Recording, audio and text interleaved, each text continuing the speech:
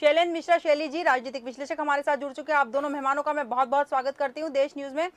जैसा कि बात हो रही है, मैं शैलेंद्र मिश्रा जी आपके पास आऊंगी। कांग्रेस के समझाने के बाद भी कई बागियां हैं जो जिन्होंने नामांकन वापस नहीं लिया और कांग्रेस ने इन पर एक्शन लेते हुए इन्हें 6 साल के लिए बैन कर दिया है। ये जो प्रत्याशी है, जो बागी है, जैसा कि पहले भी हमारी कई बार इस विषय पर चर्चा हुई है कि जो ये बागी नेता है, ये कितना नुकसान पहुंचा सकते हैं कांग्रेस को। ये देखिए धर्मिष्ठा जी, सर्वप्रथम तो स्पष्ट कर दूं कि ये कांग्रेस पार्टी का आंतरिक मामला है जी। जो उन्होंने अनुशासनात्मक कार्रवाई की है। हर राजनीतिक दल में एक विभाग होता है जो एडमिनिस्ट्रेशन और अनुशासन का काम देखता है। जी।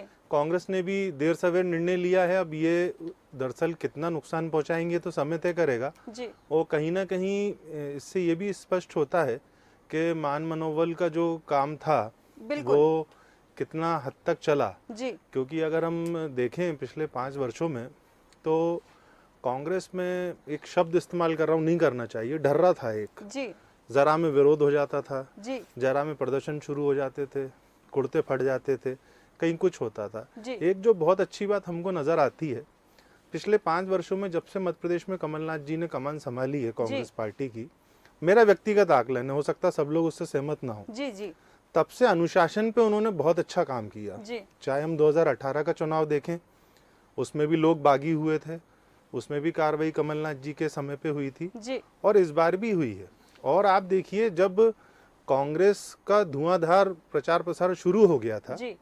ऐसे में ये वो लोग हैं जिनको लगता है कि वो चुनाव जीत सकते हैं, लेकिन जैसा कि हम सबको सर्वज्ञात है कांग्रेस ने कई दौर का अपना सर्वे भी कराया है जी।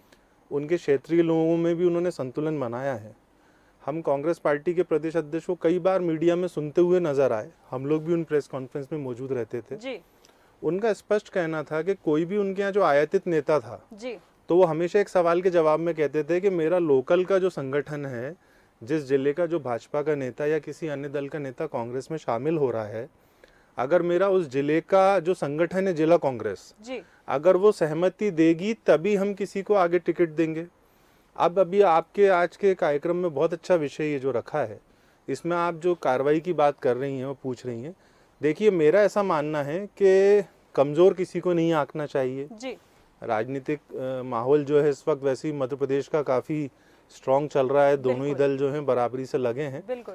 तो ये खासकर कांग्रेस को चिंता करना चाहिए किस बेल्ट पे, बुंदेलखंड के बेल्ट पे, चंबल के बेल्ट पे, जी। जहां कांग्रेस पॉजिटिव चल रही थी अभी तक और कांग्रेस को ऐसा लगता था कि वो यहाँ पर बढ़त लेके चलेगी।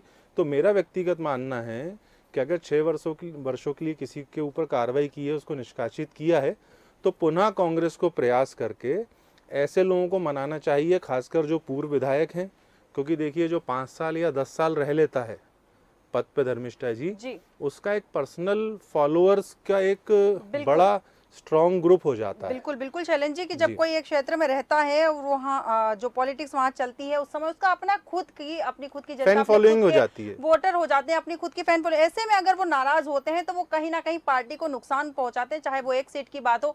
यहाँ 39 सीटों की बात हो रही है, सीधे सीधे 39 प्रत्याशियों को बाहर का रास्ता दिखा दिया गया है, उन्हें मनाने की भी कोशिश की गई। तो एक तरह से अगर देखा जाए तो ये कहीं ना कहीं असफलता भी नजर आती है कि कांग्रेस असफल रही उन लोगों को मनाने में। देखिए धर्मिष्ठा जी, इसमें दोनों ही पहलू हैं, हमको एक पहलू की तरफ नहीं जाना चाहिए। ये कांग्रेस का आंतरिक मामला है, ये उनका एक राजनीतिक परिवार है, उसमें तमाम करके कार्यकर्ता हैं, सबको लगता है चुनाव में कि अगर मैं चुनाव लड़ूंगा तो मैं जीत जाऊंगा, लेकिन हर राजनीतिक दल का एक मापदंड होता है, उस मापदंड के अनुसार कांग्रेस ने अपने टिकट बांटे होंगे। अब ये जिन लोगों को लगता था कि वो चुनाव जीत सकते थे, जहाँ तक हम लोगों की जानकारी है, जो एडमिनिस्ट्रेशन डिपार्टमेंट है कांग्रेस का, उसने बराबर इन लोगों से संवाद किया, सबको मनाने की कोशिश करी, लोकल लेवल पे भी लोगों ने मनाने की कोशिश करी।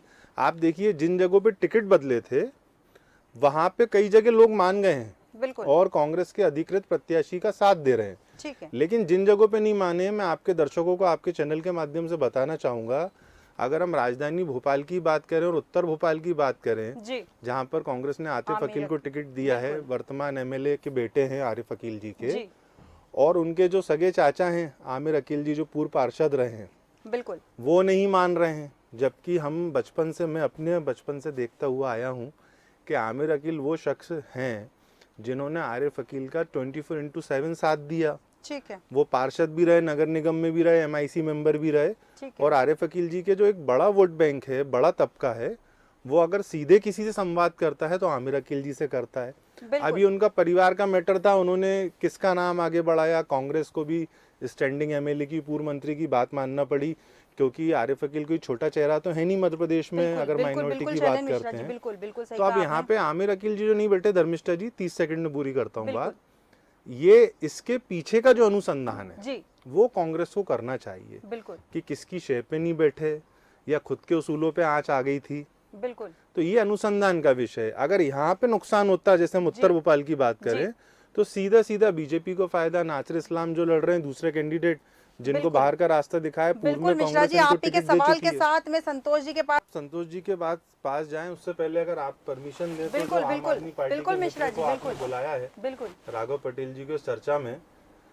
राघव जी, आप ये बताएं, आपकी पार्टी के अजय सोनी जी हैं बैतूल के, सारणी के, अभी कुछ दिन पहले ही इन्होंने विरोध दर्ज कराया है। आम आदमी पार्टी ने मध्य प्रदेश की 230 सीटों पे टिकट वितरण नहीं किए हैं, जिसको लेके खुद आम आदमी पार्टी में असंतोष है। एक पत्रकार के नाते मेरा आपसे सवाल है कि मध्य प्रदेश के सभी जिलों की सभी सीटों पे आम आदमी पार्टी अपने उम्मीदवार क्यों नहीं उतार पाई, और केवल जिन जगहों पे कांग्रेस बीजेपी के बीच में कांटे की टक्कर थी वहीं अपने प्रत्याशी क्यों दिए? राघव जी, देखिए, आम आदमी पार्टी 230 सीटों पर ही लड़ने का प्लान बना रही थी। इसी बीच में कुछ हाईकमान के जो निर्देश रहे होंगे और उसी के अनुसार पार्टी को लगा कि हमें एक टाइट फाइट ना देकर तो 70 सीटों पर ही लड़ना चाहिए, तो ये पार्टी ने डिसीजन लिया। राघव जी, आप तो प्रवक्ता हैं, आप तो निर्देश स्पष्ट कर दीजिए ना। देश न्यूज नेशनल चैनल है, पूरे देश के लोग देख लेंगे इस पे। आपने विदित कर दिया है। संतोष जी, शैलेंद्र मिश्रा जी आपके पास आऊंगी, अंतिम प्रतिक्रिया चाहूंगी आपकी। बिल्कुल राघव पटेल जी आपके पास भी आऊंगी, पहले अंतिम प्रतिक्रिया में शैलेंद्र मिश्रा जी की ले लूं। जिस तरह से बात चल रही है, संतोष परिहार जी ने कहा कि लहर चल रही है, बस इसी पर आपकी अंतिम प्रतिक्रिया चाहूंगी, इस लहर पे ही कि कौन सी लहर चल रही है।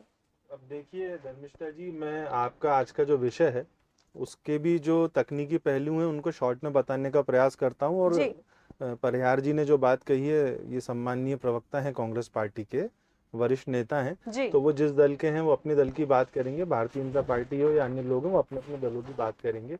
लेकिन हम लोग पत्रकार हैं, हमारा काम है हर चीज का विश्लेषण करना, क्योंकि आज आपका विषय बहुत महत्वपूर्ण है। तो शॉर्ट में बताने का प्रयास करता हूँ। ये जो कार्रवाई की है मध्य प्रदेश कांग्रेस ने, कमलनाथ जी जिसके प्रदेश अध्यक्ष हैं, इसके वैज्ञानिक रूप से अगर हम देखें तो इसके दो प्रभाव पड़ने जा रहे हैं। एक तो जो अधिकृत प्रत्याशी और उनके समर्थक और उस क्षेत्र के लोग हैं, उनमें सीधा स्पष्ट संदेश गया है कि कांग्रेस पार्टी ने जिसको अधिकृत प्रत्याशी बना दिया है उसी के लिए काम करना है, और संगठन के भीतर अगर कोई भीतरघात का प्रयास करेगा, पार्टी लाइन से बाहर जाएगा, हालांकि बात परिहार जी को बताना थी, पार्टी लाइन से बाहर जाएगा तो उसको बिल्कुल नहीं बख्शा जाएगा।